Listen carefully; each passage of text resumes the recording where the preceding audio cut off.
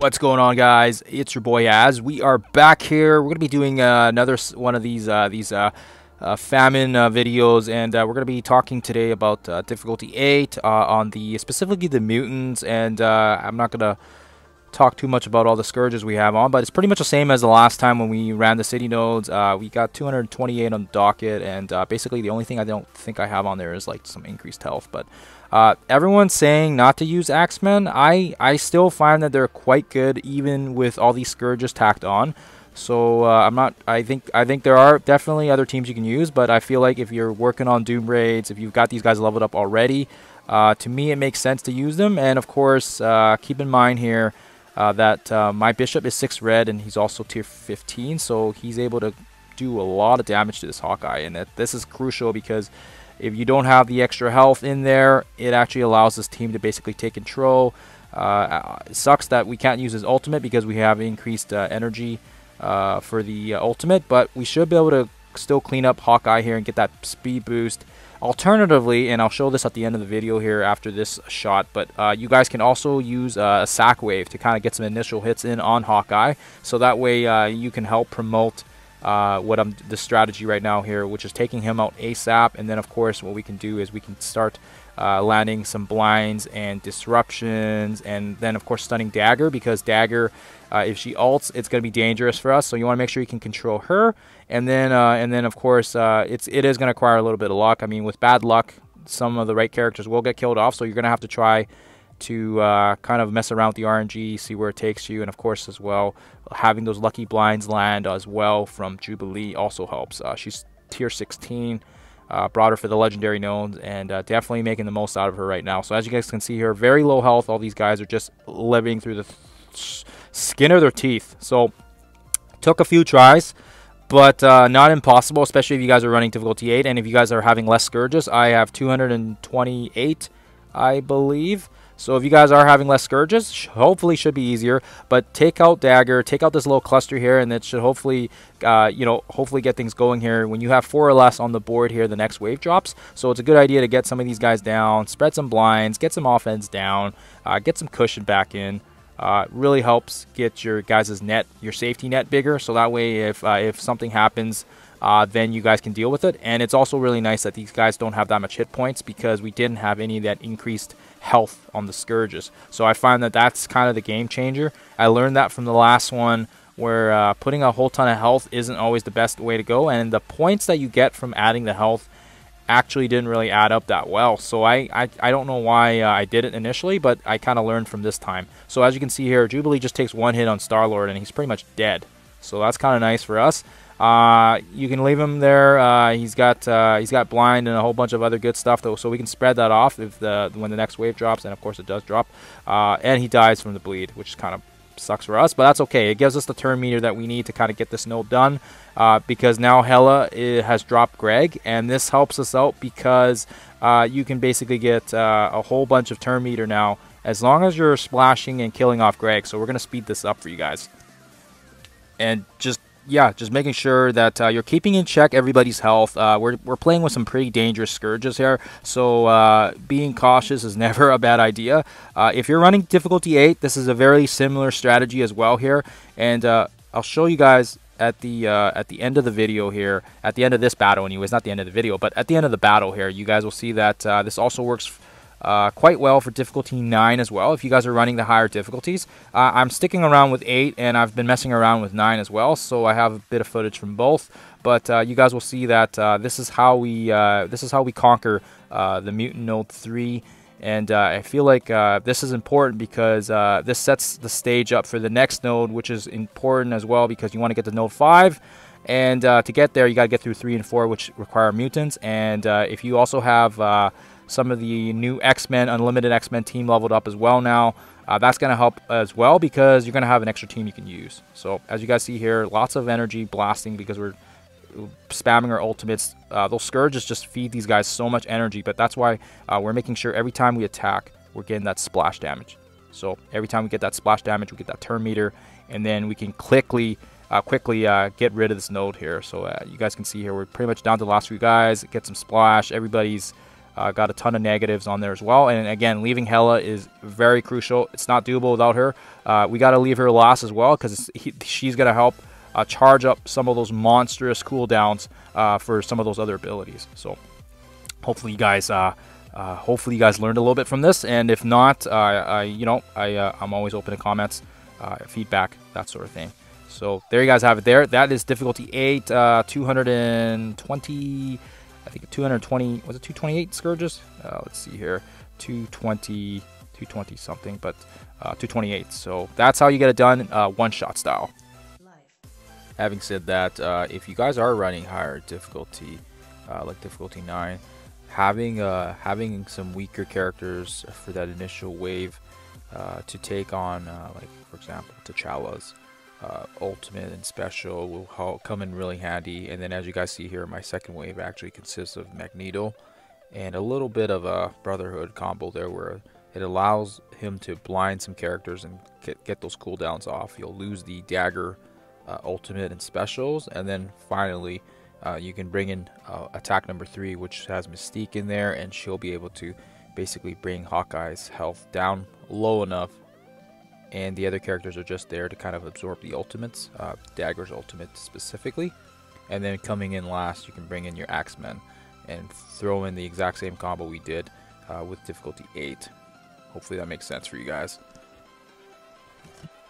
Alright, so we're switching gears now. We're in difficulty 9 now, and this will be the next mutant node if you can get through number 3. This is the strategies I kind of sort of use for number 4. Put whoever you have is weak. These are just some of my lowly crap tunes, and essentially the point of throwing in a sack wave here is to absorb that Emma Frost, her special. And if you can absorb it, as well as some other nasty ults like Mystique's, it actually helps out quite nicely, because it is quite dangerous to a lot of your high level characters. And if you're running Axemen, it's potentially, it can take out one of your characters just from her ultimate alone. So we get that special off of Emma Frost there. Graviton uses a stun, and then of course Malin Pryor also does her deadly blast as well. So that takes care of a couple of it neutralizes quite a bit for us. And then of course we're jumping in here again with the second wave, trying to speed this up so you guys aren't wasting too much time. But we're running now. You can bring in what I recommend is one of your better teams. We have this is like a 450k X-Men team, which isn't bad. Phoenix will ensure that there's some okay amount of damage on the board, and unfortunately Storm gets wiped out clean because she's fairly weak on my team. But the whole point of this is just so you can burn off some more ults and get some damage in there as well. We got the defense down from her special. We activate the special there, so it drains a bit of health off of these guys, and it helps just chip some damage away. Let's see if we can take a couple guys down with us, and that way when your A team comes in, they can get this done. I've seen some videos, some people using Axemen, some are using unlimited Axemen, some are using variants of with Omega Red and Emma Frost as well. Great combinations, lots of teams to choose from, especially with mutants. We are able to get that ultimate off, that's the goal. So very similar, like I said, to Dark Dimension 3, where I think we were trying to reset lots of nodes and just throwing Phoenix in there, so that way she can do her special, do her ultimate, and then call it a good day. So that's kind of what we're doing here. We are running difficulty 9, so of course these guys are hitting pretty hard on us, and of course we want to make sure we can get in here and clean it up. So we do go in here one last time with one last team here. I was kind of messing around and seeing if the waves are low enough health yet, but they're not. So we're gonna bring in one more team, and this is just, like I said, a fodder for your guys's fodder to kind of bring some health down to some of these guys. X Factor, lots of people have these guys leveled up already because they have leveled up Adam Warlock, or they just have them leveled up because they're a very great war offense team. If you have X-Force as well, X-Force is another great one that people are using to kind of hit some hit points off these guys, so that way your X-Men can come and clean this up. And we'll speed this up because it is a little bit more of a boring battle. But if you have Mr. Sinister there, you can clone Emma Frost.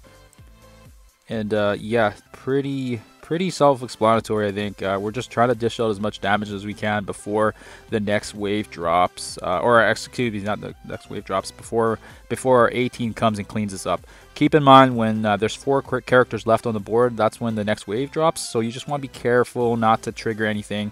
Keep some of these guys low enough so that way your A team can come in. Our last team, we're going to bring in Axemen with one slight modification. We're going to bring in Omega Red. A, because he's a really good control character with ability block, and keep in mind he is going to be he is a villain, so if you guys are using him on his team, you want to make sure he doesn't die. But keep in mind he is very, very good for the ability block here, and the reason why we're bringing him in over Kitty Pryde is because Kitty Pryde's weaker than my Iceman, and between the two of them, I like Iceman better. He's got more control. He's got a stun as well. But Omega Red's got that ability block, and he's got that wine back as well. So you want to make sure, yeah, you want to make sure you can bring him in. I have no idea. All right, let's just see. Yeah, we'll take out Bishop here first. Or not Bishop. Bishop's going to take out, excuse me, Graviton first. And then, of course, just keeping an eye on who's got the blinds. We got Jubilee with the blind. So she's got the blind there.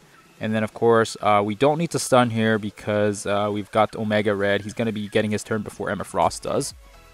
So we'll do the ability block on her. And then that's pretty much, that will hold off the fort here a little bit, at least until we get that, the wine meter back with his ultimate. So that's going to kill off Mystique there. She was low enough for us there. Now the next wave drops. This is what I was talking about. Not impossible, but obviously we do have a couple low health stragglers there that we can take advantage of. We got Iceman here in the corner, and again, just making sure if you can, try to get Emma Frost into that splash damage so everybody gets that a wonderful slow. We have Omega Red's turn wine back, his ultimate. That's going to cancel out Emma Frost, so she can't remove any negatives. We're going to cancel out Invisible Woman here as well, or at least try to. Looks like she actually resisted that stun, which actually kind of sucks, but that's okay. And then, of course, we got Bishop. He's going to be able to take care of Sabretooth, hopefully. That's going to give us more turn meter. We got more buffs back with Beast. We're going to buff ourselves back up because these guys hit hard. Yeah, throw the stun on Silver Samurai. He's pretty nasty if you guys leave him alone, so you don't want to leave him alone for too long. And I think from that point on, we'll speed this footage up because I think you guys get it. But as long as you have everything controlled on the board here, Emma Frost's ability blocked. We got everybody either blinded or they've got, you know, some sort of negative on there.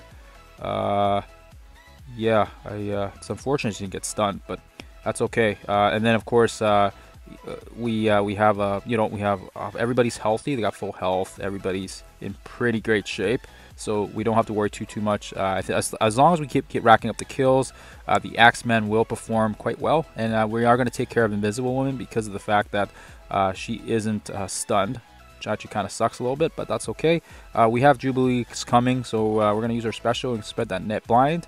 And then, of course, we will ability block Emma Frost one more time here. And then now, being very conscientious of the fact that in case we do have to use Omega Red and in the villains, now we're going to start making sure we save his cooldowns and get his ultimate and his special ready to go. And that's pretty much Node 4 in a nutshell. Different people doing different things, but I found this way to be the best. Just to keep throwing in sack waves and slowly taking them down.